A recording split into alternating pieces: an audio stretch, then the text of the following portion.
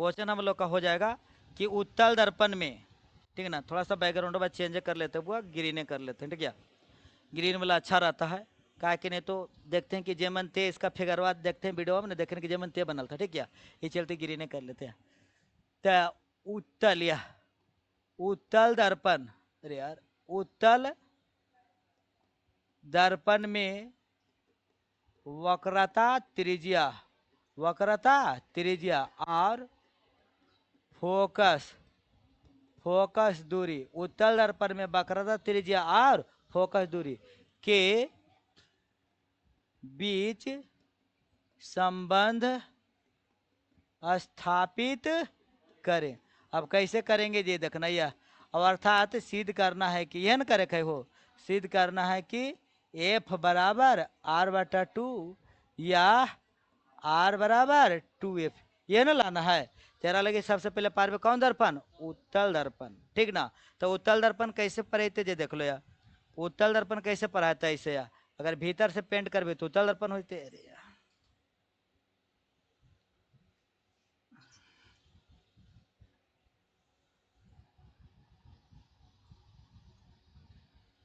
देखिया, भीतर से पेंट करेंगे तो कौन दर्पण हो जाएगा, उत्तल दर्पण। ये हम लोग का उत्तल दर्पण हो जाएगा। एम एम डैश कौन दर्पण हो गया, उत्तल दर्पण। एगो हम प्रधान अक्ष ले लेते हैं, कौन अक्ष ले लिए, प्रधान अक्ष। यहाँ प्रधान अक्ष ले लिए बुआ, ये हम लोग का कुछ हो गया पी। ये हम लोग का यहाँ पर याद रखना, यहाँ पर हम लोग का हो जाएगा कोची एफ। इसको आगे तक बढ़ा लेंगे, थोड़ा सा इसको और आगे बढ़ा लेंगे, ठीक ना। यह तो आगे हम जाके उसको ले लेंगे कुछ एगो सी, क्या ले लेंगे, सी, ठीक ना, वक्रता केंद्र ले लेंगे, ठीक। अब उत्तल दर्पण ही हो गया, एम एम डैश उत्तल दर्पण प्रधान अक्ष। इसके समांतर वो किरण आता था, किरण लिखेंगे कि किरण जो आ रहा है ए बी किरण आ रहा, कौन किरण आ रहा, ए बी, ए बी प्रकाश की किरण आता है।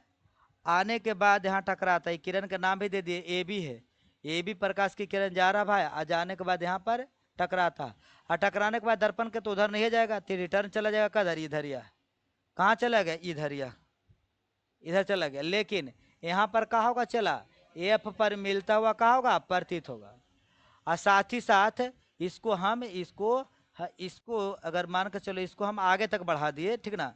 इसको किस कहाँ तक बढ़ा दिए, आगे तक, तो एगो लेने हम लोग का जाके अभिलंब बनेगा, यहाँ पर क्या बन जाएगा, वो अभिलंब बन जाएगा। आज ये अभिलंब मिलेगा कहाँ तक मिलेगा, सी तक, कहाँ तक मिलेगा, सी तक। तो यहाँ पर हम लोग का जो कोण बनेगा, यहाँ पर वो कोण बन जाएगा, यहाँ पर वाला कोण बन जाएगा आई, यहाँ पर वाला कोण बन जाएगा आर। ऐसे भी मान सकते हैं कोण एक, कोण दो, यहाँ पर वाला क्या मान लेंगे, कोण तीन, और यहाँ पर वाला क्या मान लेंगे, कोण चार। मान लिए ने, ये कोण आई कोण आर, ठीक ना। अब देखो ये दोनों बिंदु भी मान लो कि इसको तो मान लेते एन है, ये किसको क्या मान लिए कि एन है यार, ये एन है। ये तो एन बी सी जो अभिलंब है, और इसको मान लो कुछ पी तो माने लिया था, क्यू मानो, कहा कि देखो पी मान लेते तो पी नहीं मानना, क्यू मान लो। दूसरा चीज एम एम डैश भी नहीं मान सकता, क्योंकि तो मान ले ना, तो क्यू लिख दे लो, ठीक। अब तो यहाँ तक हो गया ना क्लियर। उसके बाद जैसे जैसे फिगरवा वैसी वैसी मानना है, ठीक। लेकिन एक बार आप फिगरवा देख लो, नहीं तो देख रहे हमारे को चलवा था फिर मुड़िया इठ रहा थोड़ा बेचारा, मुड़िया इठ रहा मतलब समझ रहा है, उसको समझ में नहीं आ रहा था, मुड़िया थोड़ा घुमा रहा है आपके, तुम लोगों को समझ में आ रहा। देखिए कौन दर्पण पर अली हो, उत्तल दर्पण। एकदम पारल पहले सीखो बढ़िया से, नाम भी दे देवे एम एम डैश, कौन दर्पण हो गए, उत्तल दर्पण। आई हमने हो गए कौन अक्ष, प्रधान अक्ष। एता पी लिख दियो, एता कोजी लिख दियो एफ, एता कोजी लिख दियो सी। अब यहाँ पर किरण गेर जा रहे है, गेले, और टकरेला के बाद कहाँ चल गए, इधर। और यहाँ पर कहाँ पर मिलता हुआ प्रतीत हो एफ तक, एक और डालना जो अभिलंब होगा यह, वो कहाँ से मिलता हुआ और प्रतीत करना सी तक। यहाँ पर वाला कौन के कुछ बोलेंगे आई, यहाँ पर वाला कौन के कुछ बोलेंगे आर।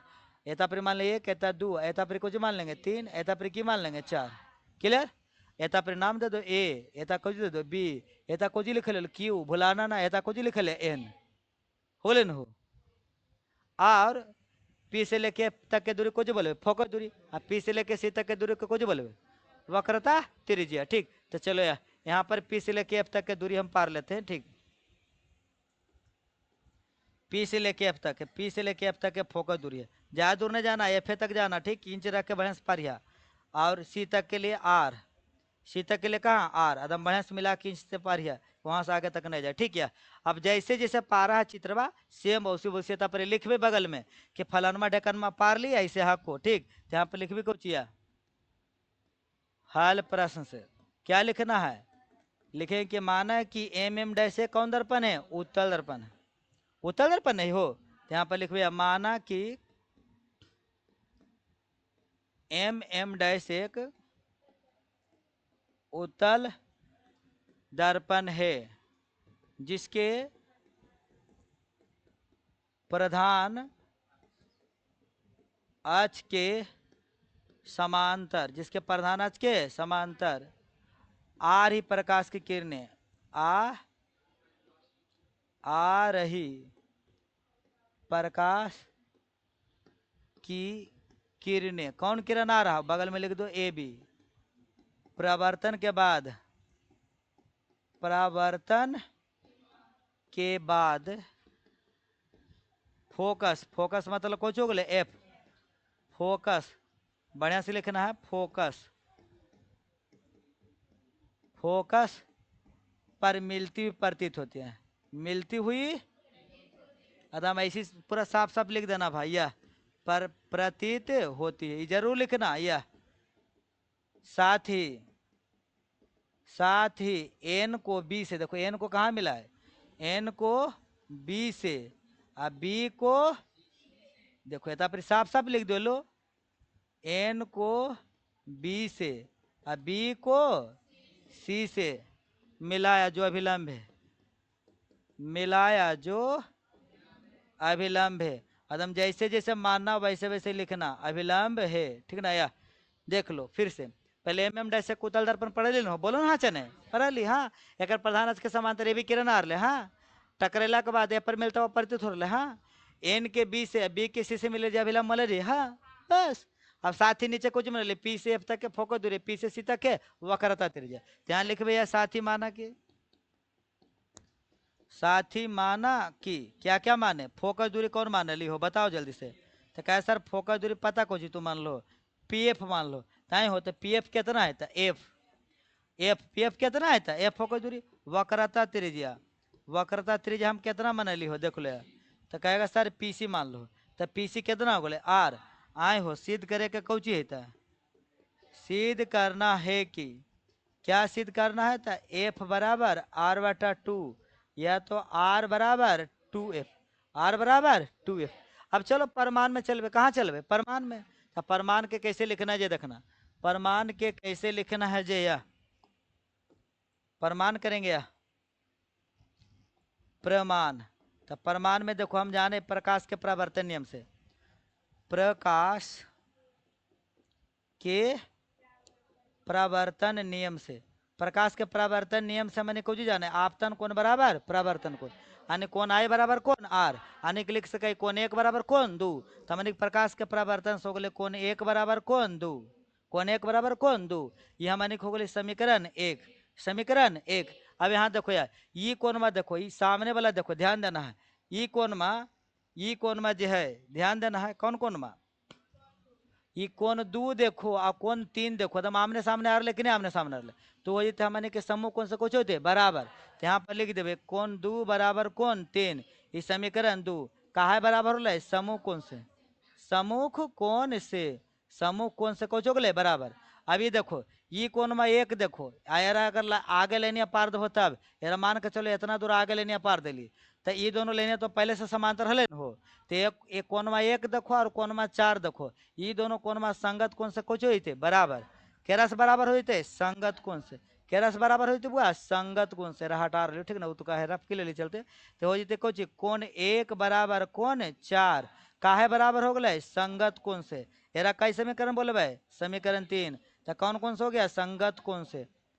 अब समीकरण तीनों के टकरेवे एक दो तीन के, आ जे मिलता है वो चूर चूर हो जाते, बाकी जो बचते जे कुछ बचते चूर किया मिलाओ, मिलाओ चूर किया बचाओ तो मिलाओ, तो क्या हो जाएगा कौन एक टकराया चूर चूर, कौन दू दू टकराया चूर चूर, बच गया कौन तीन बराबर कौन चार, तो यहाँ पर बच गया कितना केवल कौन तीन। अच्छा पहले लिखबे देखो मनी मने में करते जा रहे, समीकरण एक कौमा दू तथा तीन से, तीन से जब कैली तो सब चूर चूर हो गए, बचले कौन हो तो कोण 3 बराबर कोण 4, तो यहाँ लिख भैया कोण 3 बराबर कोण 4। और जब दो कोण आपस में बराबर होता है तो उसके सामने वाला भुजा भी आपस में बराबर होता है। तो यह देखो कोण 3 के आगे देखो कौन, कोण 3 के आगे कोची सी एफ, और कोण 4 के आगे कोची बी एफ।